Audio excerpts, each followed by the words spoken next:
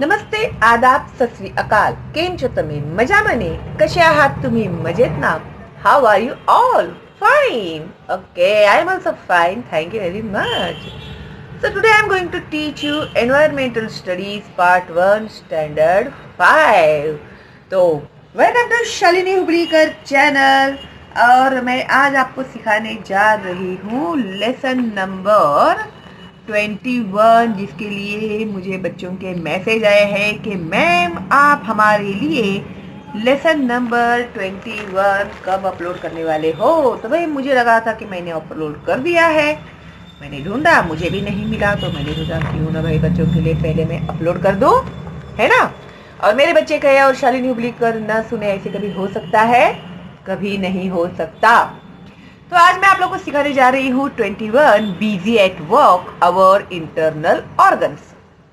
अभी जिस तरह से हम लोग हमारे काम में बिजी रहते हैं, उसी तरह से हमारे जो इंटरनल ऑर्गन्स है ना, हमारे बॉडी के अंदर जो भी ऑर्गन्स है, इंटरनल अवयव जो है, वो भी 24 आवर काम करते रहते हैं. ओके. हम लोग तो आराम तो करते हैं, लेकिन उन्हें तो बेचारों को आराम ही नहीं मिलता. उनको 24 आवर काम करना पड़ता है. अगर हमारे ऑर्गन आराम करेंगे तो फिर क्या होगा? बोलो बोलो, क्या होगा? इसके लिए उन्हें आराम करना भी नहीं चाहिए. ठीक है. ऊपर से हम लोगों को तो उन्हें बहुत ज्यादा एक्टिव रखना चाहिए, ताकि हमारी जो हेल्थ है वो एकदम फिट रहे, है ना.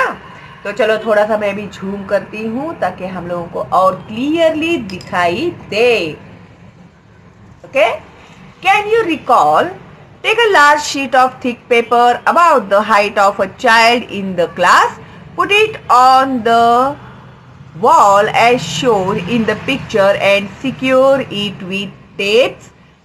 Ask one student to stand against it and another to draw the outline of the body. तो भाई अभी हम लोगों को क्या करना है? एक थिक पेपर लेना है इस तरह से. ठीक है.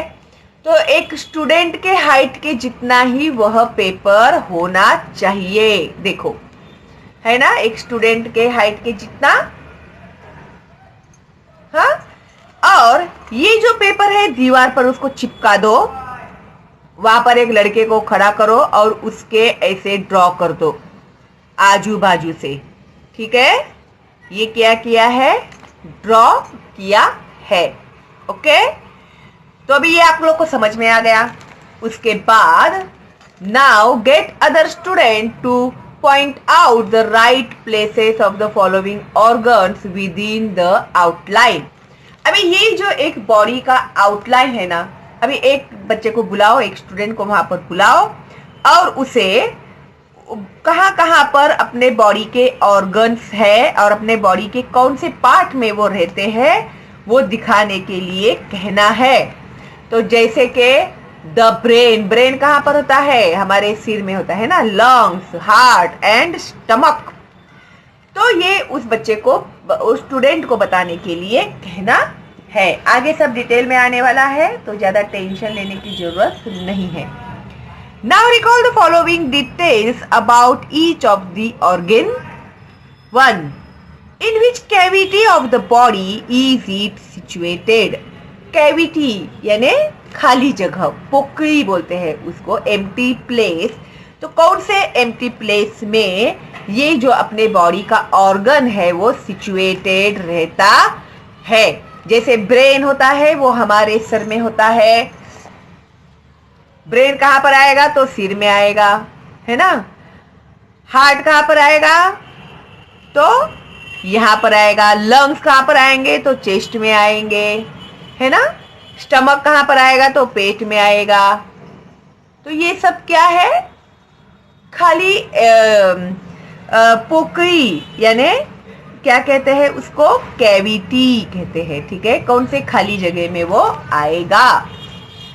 What is its function? उसका काम क्या है? ठीक है. हर एक ऑर्गन्स के काम फिक्स है ना. तो उसका काम क्या है? जिस भी ऑर्गन के बारे में हम लोग बात कर रहे हैं वो. 3. Which are the bones that protect it? तो उन्हें कौन से बोन्स है हमारे बॉडी के अंदर की, कौन सी हड्डियां है जो उन्हें प्रोटेक्ट करती है हमारे ऑर्गन्स को।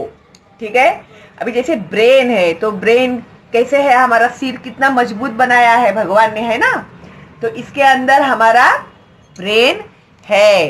ठीक है, इसके लिए कहते हैं ना कि सिर को मार नहीं लगना चाहिए। Now can you tell what bodily needs or sensation do you become aware of even though you are reading a book?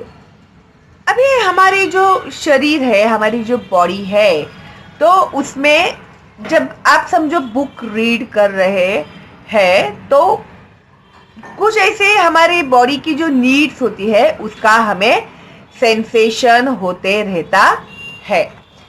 Process like respiration, अभी क्या क्या होते रहता है, तो रेस्पिरेशन, रेस्पिरेशन यानी क्या, श्वासोच्छ्वास, जैसे सांस लेना और सांस छोड़ना, ये कंटिन्यूस हमारे बॉडी में चलते रहता है क्या नहीं।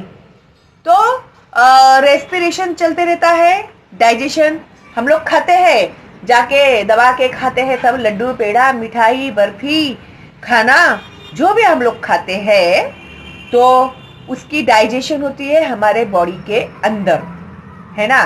अभी बैठे बैठे आप लोगों ने एक चॉकलेट भी खा लिया, तो आपको ऐसे लगता है कि आपने एक चॉकलेट खा लिया है, लेकिन अपने बॉडी के अंदर उस चॉकलेट को हजम करने के लिए उसे काम करना पड़ता है अंदर।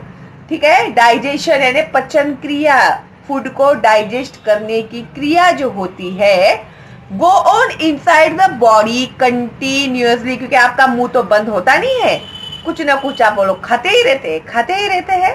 तो इसकी वजह से बेचारा वो डाइजेशन का जो काम होता है वो चलते ही रहता है with the help of certain organs. कुछ अपने बॉडी के अंदर ऑर्गन्स है, उनकी हेल्प से ये डाइजेशन की जो क्रिया होती है वो चलते रहती है। आगे आपको सब डिटेल में आने वाला है।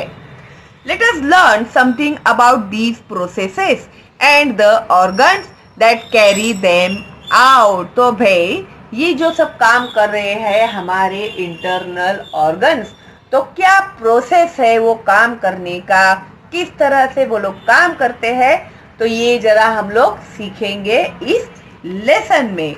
Try this. Use a watch to count how many times you breathe in 1 minute when you are sitting comfortably.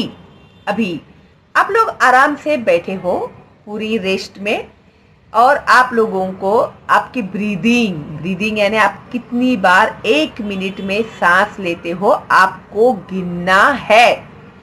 ठीक है, घड़ी लीजिए हाथ में, घड़ी का कांटा जो होता है सेकंड का, तो उसको 12 पे आने के बाद आप लोग काउंटिंग शुरू कीजिए।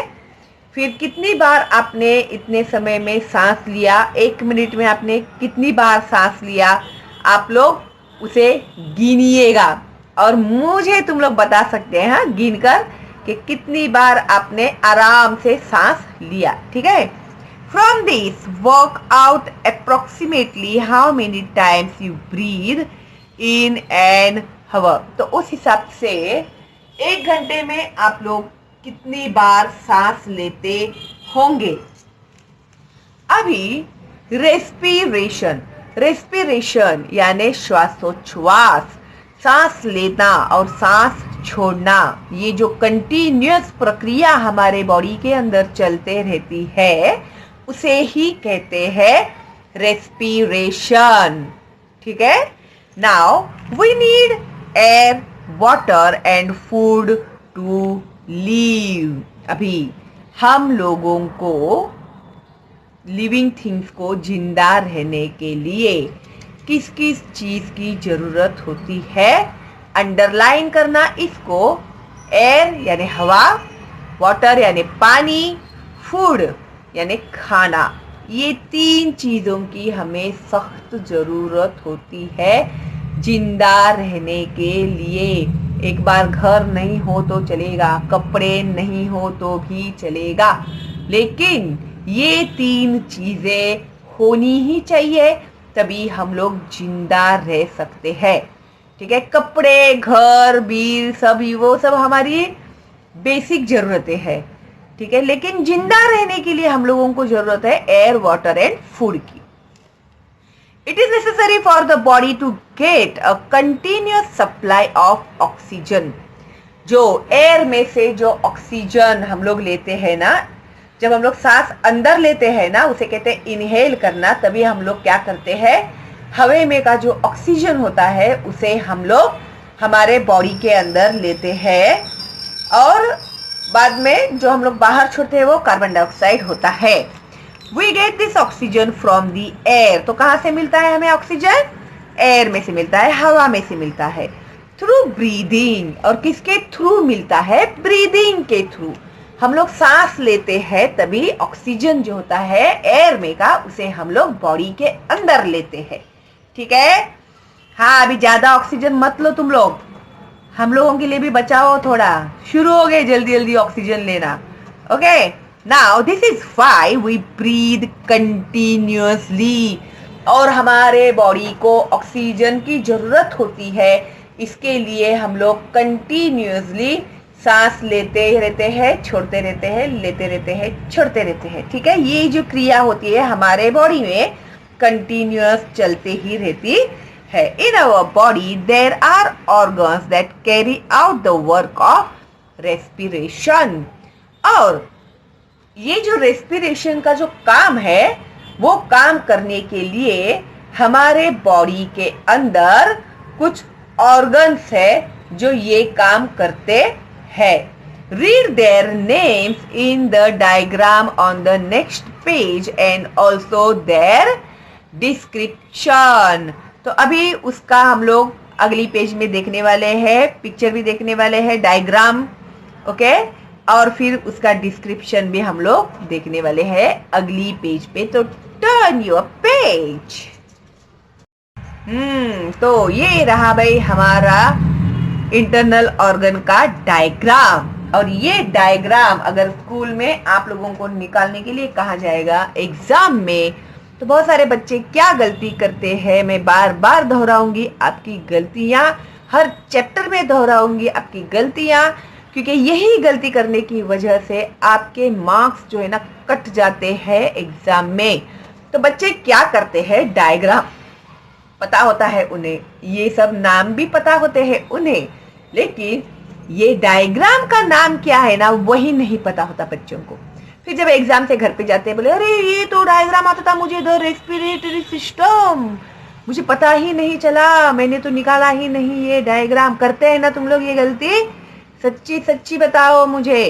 तो आप लोगों को एक बार ये डायग्राम निकालना है, उसके जो ऑर्गन्स के नाम दिए हैं वो लिखना है विथ करेक्ट स्पेलिंग। और फिर डायग्राम क्या है, ये किस चीज का डायग्राम है? द रेस्पिरेटरी सिस्टम का ये डायग्राम है। तो आप लोगों को पता होना चाहिए डायग्राम का नाम, ओके। तो ये है नोज, फिर ये है ट्रैकिया, विंड पाइप भी कहते हैं इसे, ठीक है, जिससे हम लोग सांस लेते हैं। फिर ये है लंग्स हमारे, फिर ये है डायफ्राम। तो इनका क्या क्या अभी काम है हम लोग देखने वाले हैं स्टेप बाय स्टेप, ठीक है। ये है नोज जो सांस लेते हैं, फिर विंड पाइप में वो सांस जाता है, वो जाता है लंग्स में, और लंग्स को बैलेंस करने के लिए इधर डायफ्राम दिया गया है। इन शॉर्ट मैंने आप लोग को बता दिया। तो अभी हम लोग यहाँ पर पढ़ने वाले हैं the diagram above shows our respiratory organ. अभी ऊपर का जो डायग्राम है वो क्या दिखा रहा है हम लोगों को? हमारा रेस्पिरेटरी ऑर्गन दिखा रहा है।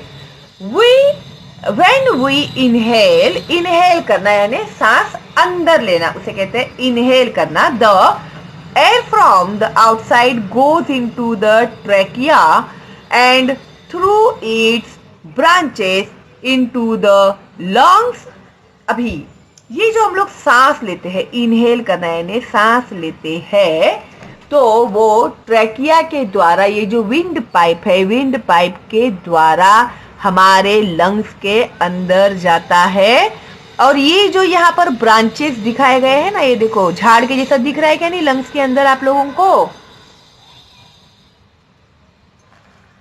ये देखो, ये जो ब्रांचेस है ना, इसके थ्रू क्या होता है, लंग्स में वो एयर जो है वो आता है। ओके,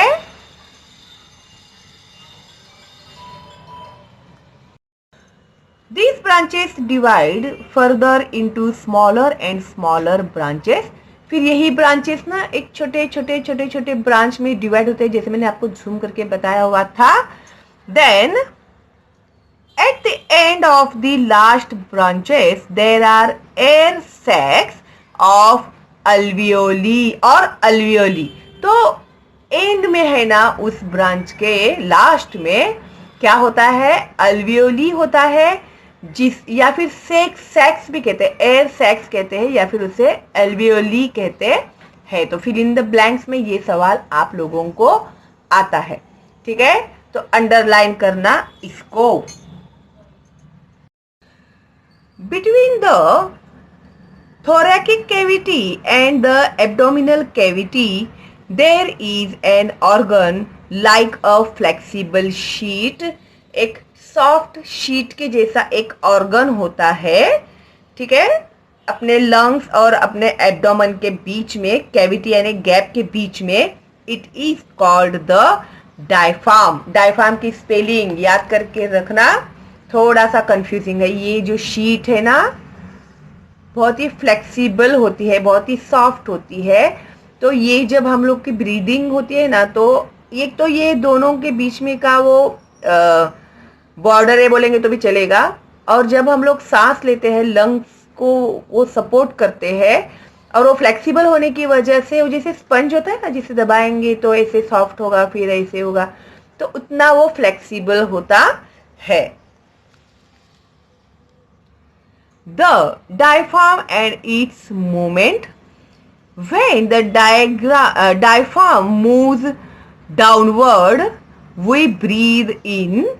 जब वो नीचे की तरफ आता है तभी हम लोग सांस जब लेते हैं तो हमारे लंग्स फूल जाते हैं, है ना, तभी वो सपोर्ट करता है। जब हम लोग सांस लेते हैं तो हमारे डायफ्राम में हमारे जो लंग्स होते हैं वो उसके अंदर जाते हैं। We breathe in and the incoming air fills the alveoli in the lungs। जब वो सपोर्ट देते हैं तभी ही जो विंड होता है उसमें का जो ऑक्सीजन होता है वो एल्वियोली में एंड तक जाता है, वो उतना फंक्शन होता है हमारे लंग्स में।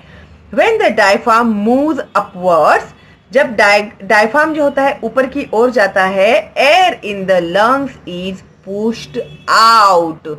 जब हम लोग सांस लेते हैं तो वो लंग्स को सपोर्ट देता है।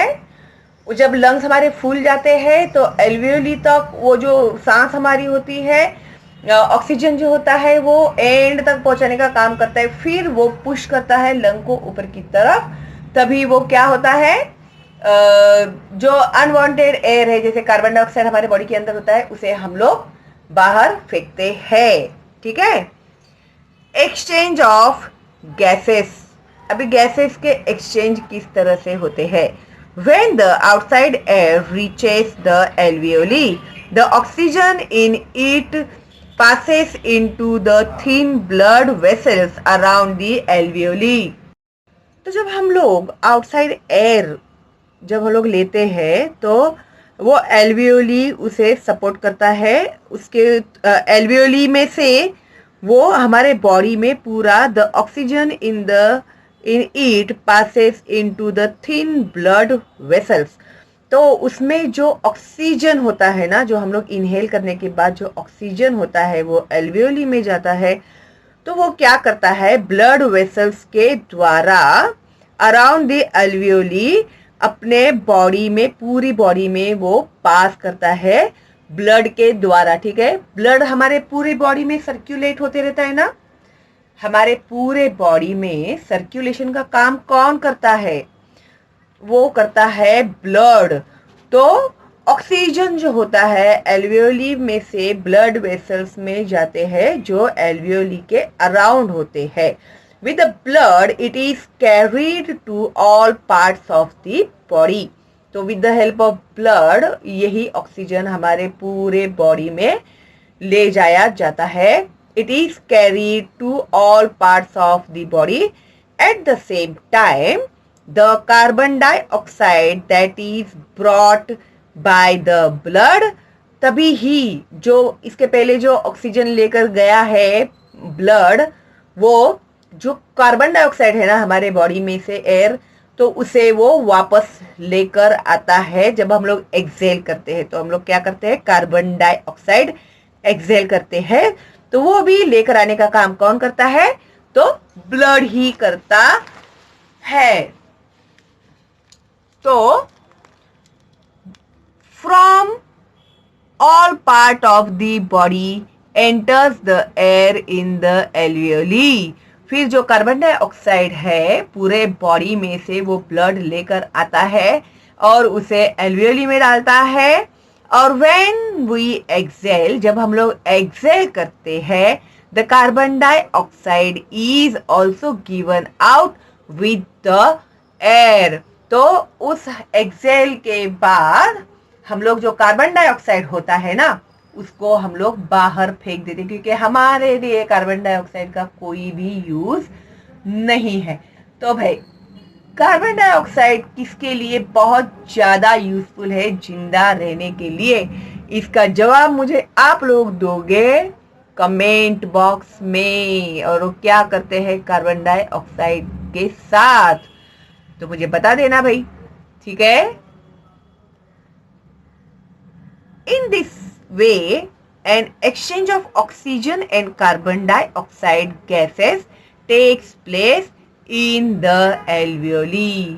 तो what is the function of alveoli? अगर ये सवाल आया आप लोगों को तो आपको ये आंसर लिखना पड़ेगा कि हमारे बॉडी में ऑक्सीजन और कार्बन डाइऑक्साइड का जो सप्लाई है वो एल्वियोली में ही होता है. तो किस तरह से हम लोग इनहेल करने के बाद ऑक्सीजन जो है एल्वियोली में जाता है, फिर एल्वियोली के बाजू में जो भी ब्लड वेसल्स होते हैं, रक्त पेशी कहते हैं उसको, तो उसमें के उसके द्वारा ऑक्सीजन जो होता है वो हमारे पूरे शरीर में ब्लड के साथ भेजा जाता है. और जो हमारे बॉडी में का जो कार्बन डाइऑक्साइड होता है with the help of blood only, blood के हेल्प से ही उसे फिर से एल्वियोली में कार्बन डाइऑक्साइड को भेज देते हैं. तो उसमें से जब हम लोग एक्सेल करते हैं ना तो कार्बन डाइऑक्साइड जो है उसे हम लोग बाहर फेंक देते हैं.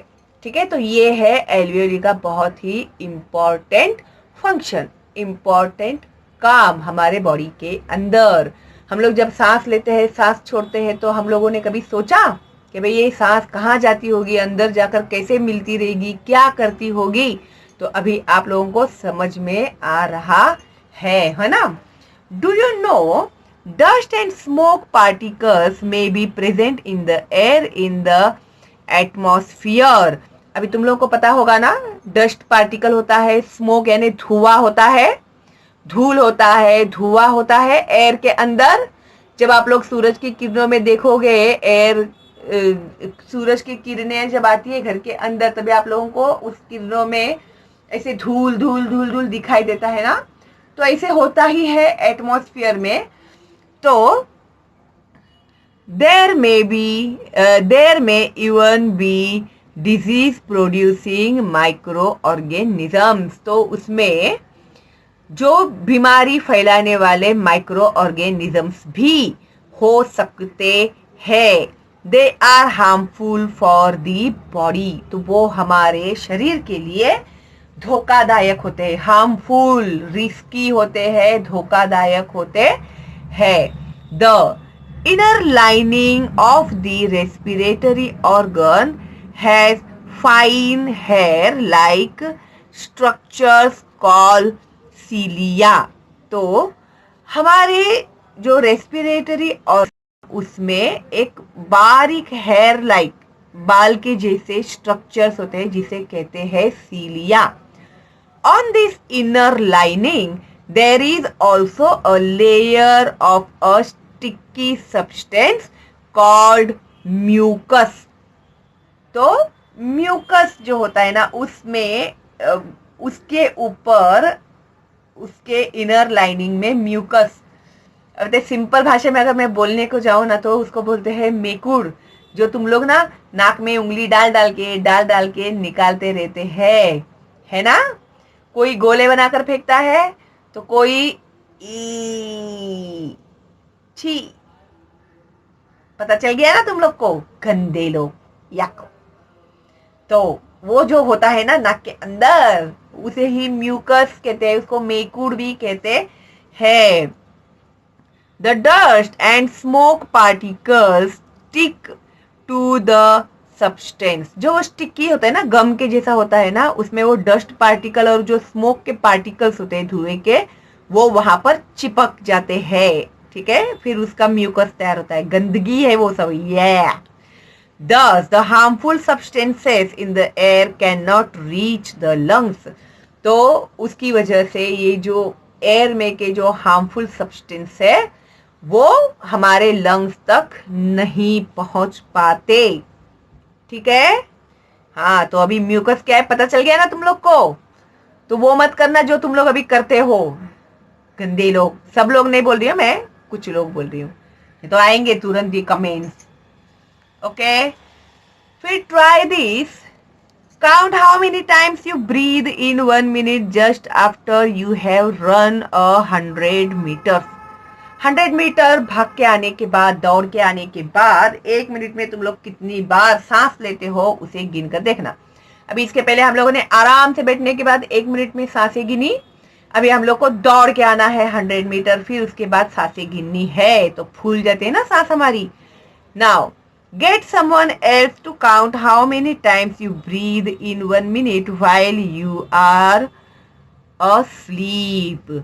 अभी सोने के बाद तुम लोग 1 मिनट में कितनी बार सांस लेते हो, उसके लिए किसी और को कहना है तुम लोगों को, ठीक है। क्योंकि सोने के बाद तो तुम लोग गिन नहीं पाओगे, है ना।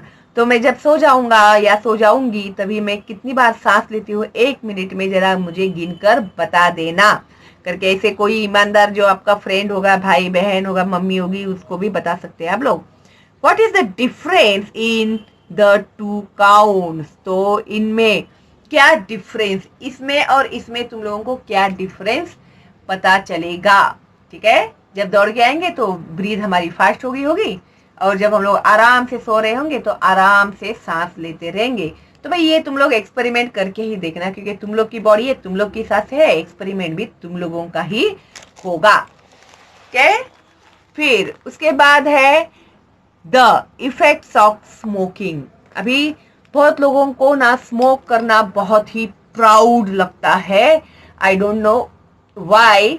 मुंह से धुआं छोड़ना यानी इसमें क्या प्राउड की बात है, आई डोंट नो। और स्मोकिंग तो बिल्कुल भी नहीं करना चाहिए। If one keep smoking over a long period of time, the toxic substances in the smoke collect in the respiratory tract.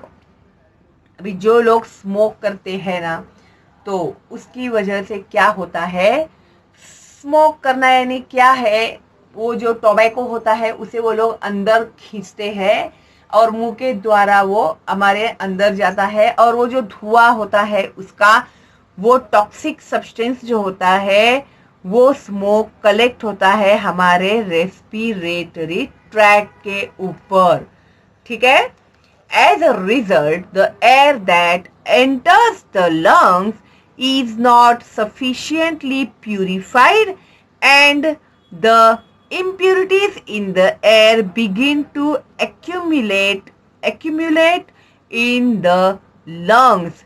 अभी ये जो स्मोक हमारे रेस्पिरेटरी सिस्टम पे कलेक्ट हो जाता है, तो उसकी वजह से क्या होता है, जो हम लोग का जो प्योर एयर जो हम लोग लेते हैं ना सांस लेने के बाद, वो हमारे लंग्स तक पहुंच नहीं सकता है।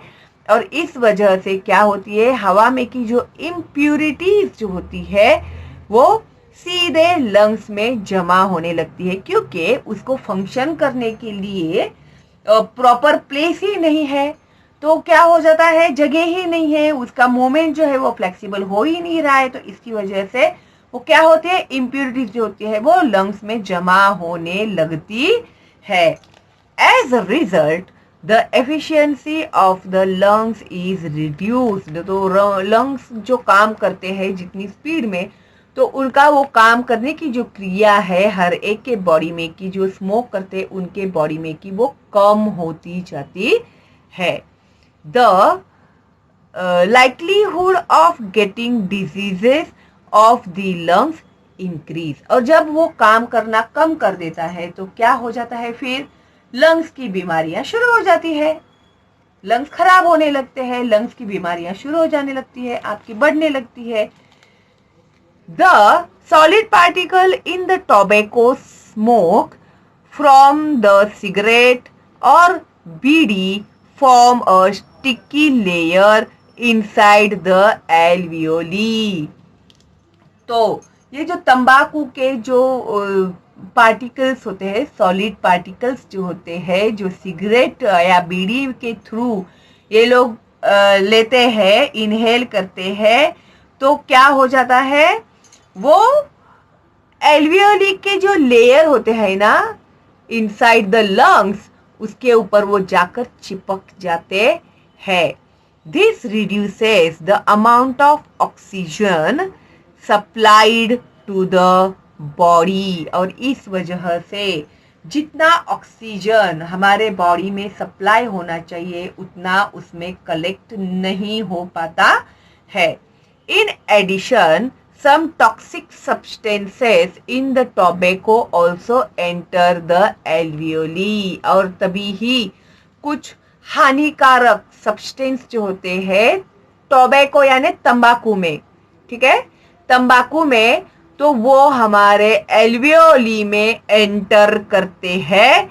These ill effects lead to disease of respiratory organs including life threatening diseases like lung cancer. और जब एल्वियोली में वो जाकर बैठ जाते हैं, चिपक जाते हैं, तो इसका बहुत ही बुरा परिणाम होता है और हमारे जो रेस्पिरेटरी ऑर्गन्स के जो बीमारियां होती है, डिजीजेस होती है, वो बढ़ जाती है, बढ़ने लगती है डे बाय डे। ओके, और इस वजह से कभी कभी बहुत भयानक बीमारियां हो जाती है, जैसे कि लंग कैंसर। हमारी जो लंग होती है उसका कैंसर होता है और इंसान की इसकी वजह से मौत भी हो जाती है, क्योंकि कैंसर ऐसी खतरनाक बीमारी है जो आप लोगों को बहुत ही कम पता चलता है, फर्स्ट या सेकेंड स्टेज में पता है, कभी वो चलता है थर्ड और फोर्थ स्टेज में, जब इंसान मरने आता है ना तभी पता चलता है कि अरे भाई इसको तो कैंसर हुआ है। तभी कभी कभी तो ऐसे होता है कि केस हाथ के बाहर ही चला गया होता है, ठीक है। इसके लिए अगर कोई भी स्मोकिंग करता हो आपके घर में तो उन्हें इसके असर बताना। और स्मोकिंग का जो पैकेट भी होता है ना जिसमें सिगरेट मिलता है, उसके ऊपर भी लिखा हुआ रहता है कि smoking is harmful for health.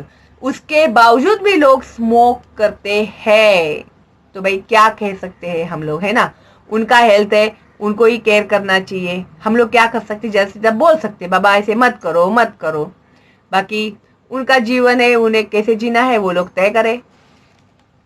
अभी passive smoking, if there are people around us who smoke, then we may have to face the consequences of smoking even if we do not smoke ourselves। very very important। अभी समझो भाई, हम लोग smoke नहीं करते हैं, ठीक है, आप लोग भी नहीं करते, हम लोग भी नहीं करते हैं, लेकिन हमारे घर में ऐसा कोई व्यक्ति है या फिर हमारे आजू बाजू में ऐसा कोई व्यक्ति है जो स्मोक करता है और उसके स्मोकिंग का धुआं हमारे नाक में से हमारे बॉडी के अंदर जा रहा है, हमारे लंग्स के अंदर जा रहा है, ठीक है। तो that is why there is now a ban on smoking in public places. तो अगर हम लोग स्मोक नहीं करते हैं लेकिन हमारे घर में कोई व्यक्ति है जो दिन भर स्मोक करते रहता है, या फिर हमारे सराउंडिंग में ऐसा कोई व्यक्ति है जो स्मोक करते रहता है और वो धुआं हमारे बॉडी में जा रहा है, हम लोग सांस ले रहे हैं तो हमारे सांस में से वो जा रहा है, तो उसका असर हम लोगों के लंग्स के ऊपर भी होगा। ठीक है, उसके ऊपर तो होगा ही, प्लस बिना कोई गलती किए सांस लेने की वजह से हम लोगों के लंग्स के ऊपर उसका असर होगा और हमें भी बीमारियों का सामना करना पड़ सकता है। इसके लिए क्या किया है, जो पब्लिक प्लेस होते हैं ना, जैसे रास्ते पर, मॉल में, दुकान में, कहीं पर भी गाड़ी में स्मोक करना बैन कर दिया है गवर्नमेंट ने, क्योंकि कहीं पर भी लोग स्मोकिंग करना शुरू कर देते थे। ठीक है, तो हर जगह पे अभी अलाउड नहीं है लोगों को। फिर भी कुछ बेवकूफ लोग होते हैं जो रास्ते में स्मोकिंग करते हुए दिखाई देते हैं, जो कानूनन गुनाह है, उसके लिए उन्हें फाइन भरना पड़ सकता है। और भी कड़क कायदे करने चाहिए हमारे गवर्नमेंट को इसके लिए, ऐसे मुझे लगता है। ये मेरा पर्सनल ओपिनियन है। तो आपको क्या लगता है भाई, किसी की गलती की सजा हम लोग क्यों भुगते? न स्मोक करने वाले लोग तो बराबर है ना, तो उन लोग को स्मोकिंग नहीं करना चाहिए बाहर कहीं पर भी। तुम लोग मरो भाई, हम लोग को क्यों लेके मर रहे हो, है क्या नहीं? A new word, gland, an organ that secrets a certain substance, उसे कहते हैं ग्लैंड। तो उसके बारे में हम लोग जब अगला पढ़ने वाले हैं ना, डाइजेशन, तो ये मैं आप लोग को सिखाने वाली हूँ पार्ट 2 में, क्योंकि आप लोग अभी रेस्पिरेटरी सिस्टम जो है उसके अच्छे से स्टडी कर लो, अच्छे से समझ लो उसको। फिर उसके नेक्स्ट इसमें मैं आपको एक्सप्लेन करती हूँ डाइजेशन, जो बहुत ही इम्पोर्टेंट है। डाइजेशन यानी पचन क्रिया, जो बहुत ही इम्पोर्टेंट है हम लोगों के लिए। तो आप लोग भी थोड़े होशियार हो जाओगे। जब खबड़ खबड़ खाते हो ना, तो सोचेगा अरे मेरा पेट बेचारा कितना काम करेगा, है ना? तो उसके बारे में हम लोग अगली वीडियो में सीखेंगे, है ना? तो कैसा लगा आप लोग को वीडियो? अच्छा लगा ना? तो फटाक से लाइक करना, अभी के अभी लाइक कर दो। ओके, देखती हूँ मैं कितने लाइक्स आते हैं तुम लोगों के। अभी बहुत भाव खाते यार तुम लोग लाइक्स देने के लिए, नॉट गुड। इतना हम लोग मेहनत करते, एक लाइक नहीं दे सकते तुम लोग, वेरी बैड। तो चलो भाई, लाइक कर दो, सब्सक्राइब करो, बेल आइकन टैप करो, फॉरवर्ड करो अपने दोस्तों को, रिलेटिव्स को, ताकि आप लोगों का पार्ट 2 जो है ना वो न मिस हो। ठीक है, हो सकता है मैं लाइव स्ट्रीम में भी सिखाऊं अगर नेटवर्क चल रहा है बराबर से, तो अच्छा चांस है ना। तो फटाक से सब्सक्राइब करना, बेल आइकन टैप करना। ओके, चलो देन, अच्छे से समझ के रखना रेस्पिरेटरी सिस्टम, और सेकेंड पार्ट में मैं आपको सिखाने वाली हूँ digestion. Okay, till then wait and watch Shalini Hubli का चैनल नॉन स्टॉप। ठीक है, चलो देन, मिलते हैं बहुत जल्दी ही अगली वीडियो में। तब तक के लिए बाय बाय, सायोनारा।